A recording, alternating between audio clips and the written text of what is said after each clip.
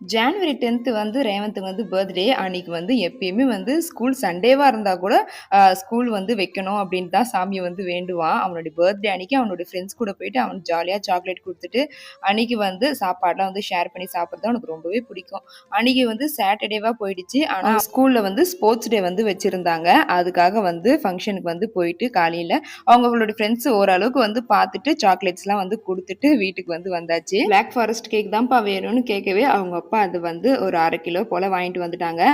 Cake வந்து வெட்டுறத விட அவனுக்கு அந்த ஸ்ப்ரே வந்து அடிக்கிறது தாங்க ரொம்பவே இன்ட்ரெஸ்ட்டா இருந்தான். அந்த ஸ்ப்ரேவ அவன் அந்த கேக் பக்கத்திலேயே தான் வச்சிருந்தான். அவன் வெட்டுற கேப்ல பார்த்தீங்கன்னா, எங்க அண்ணா எடுத்து அந்த ஸ்ப்ரே வந்து அடிச்சுட்டாங்க. கேக் எல்லாருக்கும் கட் பண்ணி குடுத்துட்டு அப்பதான் போய் ஹப்பாடான்னு உட்காந்து அந்த கேக்க சாப்பிடலான்னு கரெக்ட்டா பார்த்து நான் சாப்பிடும்போது எடுத்துட்டு வந்து அடிச்சுட்டாங்க. என் கேக்க வந்து பாதுகாப்பா சாப்பிட்டு முடிக்கிறங்காட்டியும் எனக்கு போதும் போதும்ன்னு ஆயிடுச்சு. இதே மாதிரியான ஸ்ப்ரே இன்னொன்னு போய் வாங்கிட்டு வாங்கன்னு சொல்லி கேட்க ஆரம்பிச்சுட்டான். அடுத்ததா சூப்பரான மினி விளக்குல பார்க்கலாம். சேனல் பிடிச்சிருந்தா சப்ஸ்கிரைப் பண்ணிக்கோங்க. பாய்.